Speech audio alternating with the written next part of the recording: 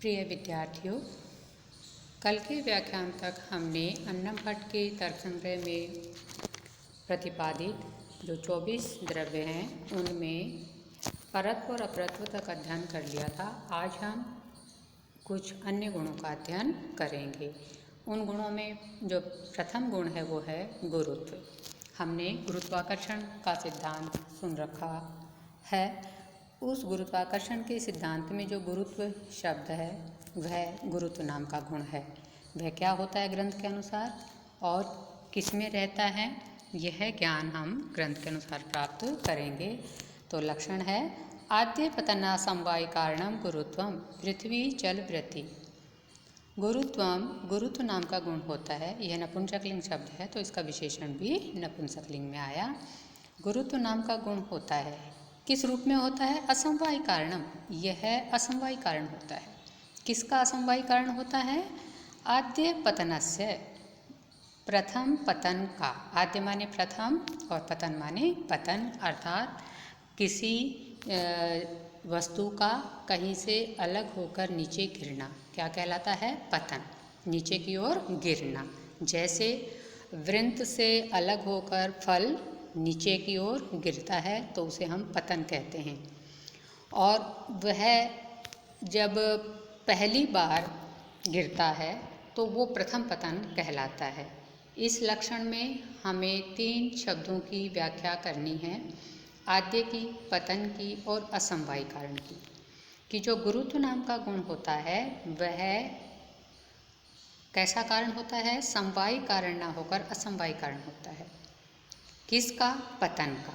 अन्य किसी क्रिया का यह कारण नहीं होता, केवल पतन क्रिया का असमवाय कारण होता है। पतन क्रिया का समवाय कारण क्या होता है? द्रव्य आदि होते हैं। तो यह समवाय कारण ना होकर उस पतन क्रिया का असमवाय कारण होता है, असाक्षात कारण होता है। तो वो जो पतन क्रिया भी जब होती है तो वो दो रूपों में होती है। एक तो प्रथम बार जब कोई चीज़ गिरती है और फिर धीरे धीरे उसका पतन होता रहता है। तो यहाँ पर बताया कि जो पतन 2 तरह का होता है, आद्य पतन और अग्रिम पतन।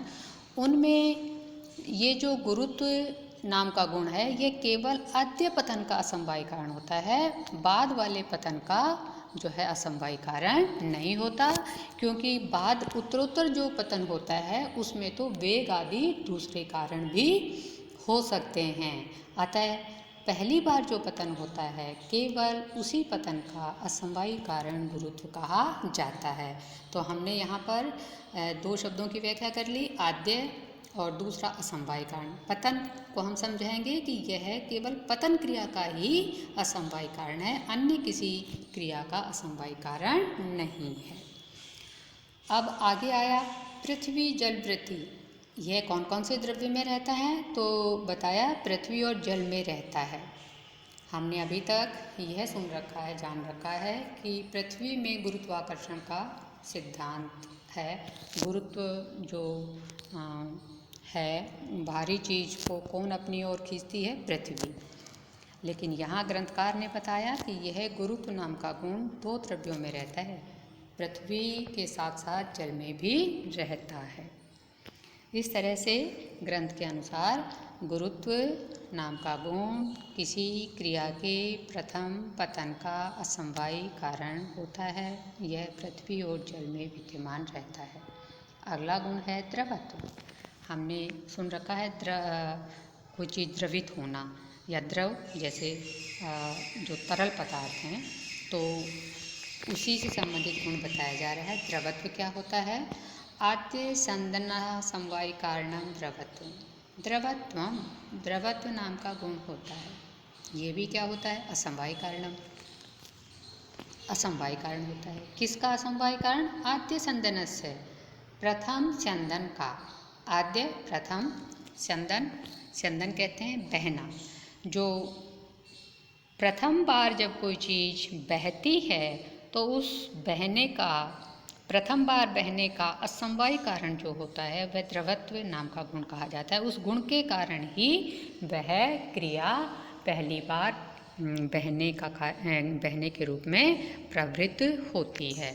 यहाँ पर भी हम व्याख्या में समझाएंगे आद्य शब्द को भी और संध्यन क्रिया को और असमवाय को, कि प्रथम से तात्पर्य है कि उस संध्यन का जो पहला रूप होता है उस पहले रूप का ही है द्रवत्व कारण बनता है, और कारण भी समवायी न होकर कैसा होता है, असमवायी होता है। अभी हमने बताया किसी गुण का जो समवायी कारण है वो कोई भी द्रव्य हो सकता है, तो यहाँ पर उस गुण को केवल असमवायी कारण के रूप में प्रस्तुत किया गया है।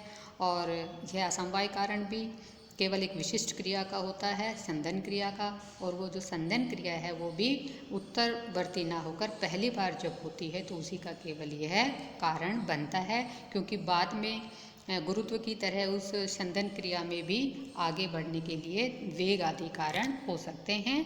तो वो जो दूसरे वाले जो कारण के रूप में हम द्रवत्व को परिभाषित नहीं करेंगे, केवल प्रथम संदन के असमवाय कारण के रूप में ही द्रवत्व को समझेंगे। आगे बताया कि कौन कौन से द्रव्य में रहता है। पृथ्वी तेजो वृत्ति, द्रवत्व शब्द भी नपुंसकलिंग में है, तो आया कि यह पृथ्वी, अप और तेज तीन द्रव्यों में विद्यमान रहता है। पृथ्वी संधि विच्छेद करेंगे, अप प्लस तेज, पृथ्वी में अप माने जल में और तेज माने तेज में वृत्ति रहता है। होता कितने प्रकार का है, तद्विविधम, और यह द्रवत्व नाम का जो गुण है ये दो प्रकार का होता है, सांसिधिकम नैमितिकम च, सांसिधिक और नैमितिक। सांसिधिक कहते हैं स्वाभाविक को, और नैमितिक कहते हैं किसी निमित्त से, किसी अन्य द्रव्य के संयोग से, किसी कारण से उसमें उत्पन्न होता है ये। तो जो स्वाभाविक द्रवत्व होता है वह कौन से द्रव्य में विद्यमान होता है, सांसिधिकम जले, स्वाभाविक द्रवत्व जल में विद्यमान होता है। नैमितिकम पृथ्वी तेजसो, और जो पृथ्वी और तेज में द्रवत्व होता है वह नैमितिक होता है, किसी निमित्त से उनमें आता है। पृथिव्याम, उदाहरण क्या हैं इनके, तो समझाते हैं। पृथिव्याम घृत आदौ अग्नि संयोग जन्यम द्रवत्व, जो पृथ्वी में जो द्रवत्व होता है उसके उदाहरण है घी आदि तरल पदार्थ, जो कि अग्नि संयोग जन्यम द्रवत्वम, अग्नि के संयोग से जिनमें द्रवत्व उत्पन्न हो जाता है, घी आदि पदार्थ जिनमें अग्नि के संयोग से द्रवत्व उत्पन्न होता है। तेजसी सुवर्णादौ, और तेज के द्रवत्व के उदाहरण दिए सोना इत्यादि, सुवर्णादौ सोना इत्यादि, सोना इत्यादि पदार्थ अग्नि आदि के संयोग से विभिन्न प्रारंभ कर देते हैं। इस तरह से यहाँ हमने जो पार्थिव द्रवत्व के तथा तेज के सभी द्रवत्व के उदाहरण देखे। अगला जो गुण है वह है स्नेह। स्नेह क्या होता है, तो इसको समझाते हैं।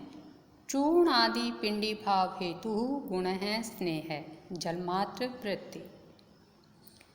चूर्ण आदि को पिंड रूप में परिवर्तित करने का हेतु स्वरूप जो गुण होता है वह स्नेह कहा जाता है। स्नेह है, स्नेह नाम का गुण होता है। क्या होता है, हेतु, यह भी कारण होता है।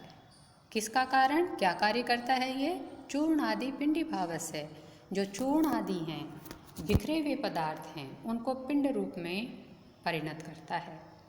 जैसे मिट्टी के कारण धूल है, धूल का ढेर है, आटे का चूरा है, तो इसको घन रूप में परिवर्तित करने का जो हेतु स्वरूप गुण होता है उसे स्नेह कहा जाता है। जल मात्र वृत्ति, और यह जल मात्र में रहता है। हमने देखा पीछे के जो गुण थे, गुरुत्व है वो पृथ्वी और जल में रहते हैं, और उसके बाद हमने देखा द्रवत्व जो गुण है वो पृथ्वी में भी है, जल में भी है और तेज में भी है।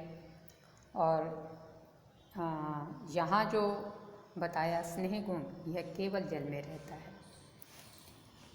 हम देखते हैं कि जो तेल है, घी है, ये जो चिकने पदार्थ हैं, ये इनके अंदर जो द्रवत्व है वो जल के कारण है। किसके कारण है, जल के कारण है। और इसीलिए हम जो पदार्थ हैं उन बिखरे हुए पदार्थों को आपस में जोड़ पाते हैं, उनको ठोस रूप दे पाते हैं। अगला जो गुण है वह है शब्द। शब्द क्या होता है?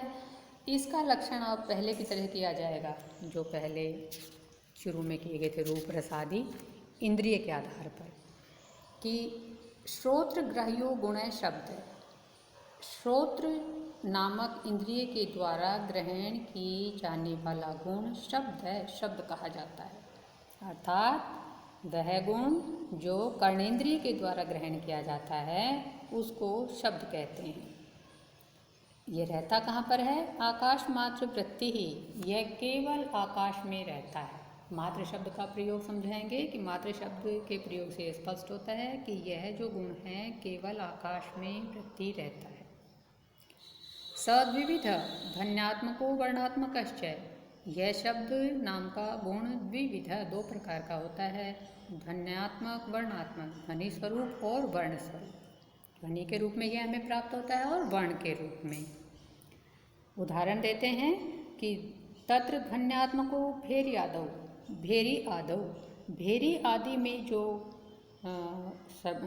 शब्द होता है वह ध्वन्यात्मक कहा जाता है। वर्णात्मक है, संस्कृत भाषा आदि रूप है, और संस्कृत भाषा इत्यादि के रूप में जो वर्णों के रूप में जो हमें शब्द मिलता है उसे वर्णात्मक शब्द कहते हैं। एक बार हम अर्थ और देख रहे हैं कि जो शब्द कर्णेंद्रिय या श्रोत्र इंद्रिय के द्वारा ग्रहण किया जाता है, जो गुण, उसे शब्द कहते हैं, और यह केवल आकाश में रहता है। इसका आश्रय केवल आकाश है। यह दो प्रकार का होता है, ध्वन्यात्मक और वर्णात्मक। जो भेरी आदि के अंदर शब्द उत्पन्न होता है वह ध्वनि रूप होता है, और जो संस्कृत भाषा आदि में शब्द होता है वह वर्णात्मक होता है। हम अ आ क ख इत्यादि वर्णों से उसको निष्पन्न देखते हैं। यहाँ पर जो शब्द को कान का विषय बताया कि ये उत्पन्न तो आकाश में होता है, लेकिन जो हमारी कर्णेंद्रिय है उसको ग्रहण करती है, वहाँ से ये ध्वनि की तरंगों के रूप में हमारे कान तक पहुँचता है। और कैसे पहुँचता है, अब ये जो ध्वनि की तरंगे हैं इसके बारे में विद्वानों के मतभेद हैं। कुछ विद्वान जो है वो कहते हैं कि भाई ये एक ही दिशा में गमन करता है, कुछ कहते हैं ये गोलाकार रूप में गमन करता है, चारों रूप में, चारों दिशाओं में गमन करता हुआ पहुंचता है कान तक। इस तरह से, और इसके जो भेद यहाँ पर दो किए गए हैं, ध्वन्यात्मक और वर्णात्मक, तो जो दीपिका टीका है उसमें इसके 3 भेद और भी किए गए हैं, संयोगज, विभागज और शब्दज। संयोगज में तो बताया कि जैसे हम ढोल को पीटते हैं तो उसमें हाथ और ढोल के संयोग से जो शब्द होता है वो संयोगज हुआ। फिर हम कहते हैं जैसे किसी लकड़ी वगैरह को तोड़ते हैं तो तोड़ने से जो शब्द हुआ वो विभागज, विभाग माने तोड़ना, उससे जय माने उत्पन्न होने वाला। और शब्दज जो एक शब्द से उत्पन्न होता है वो शब्दज, प्रथम शब्द से जो उत्पन्न होगा वो शब्दज। इस तरह से शब्द के 3 भेद दीपिका में और भी किए गए हैं, ये हम व्याख्या में समझा सकते हैं।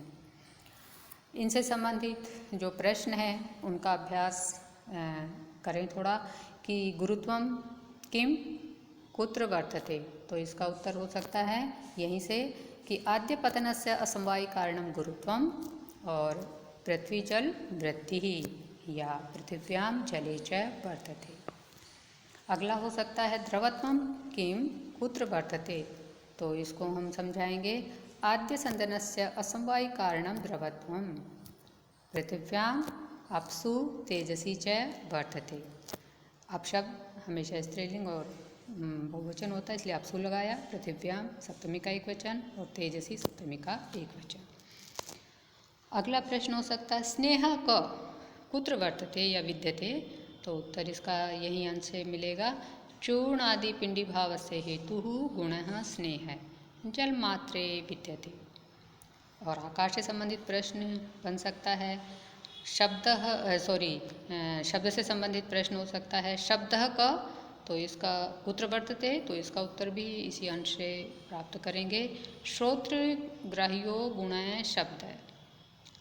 आकाश मात्रे वर्तते या विद्यते। आगे प्रश्न हो सकता है कतिविधा, तो इसका उत्तर भी यही है, सद्विविध ध्वन्यात्मकः वर्णात्मकश्च। इस तरह से संस्कृत के प्रश्नों को समझने और लिखने का अभ्यास भी करेंगे।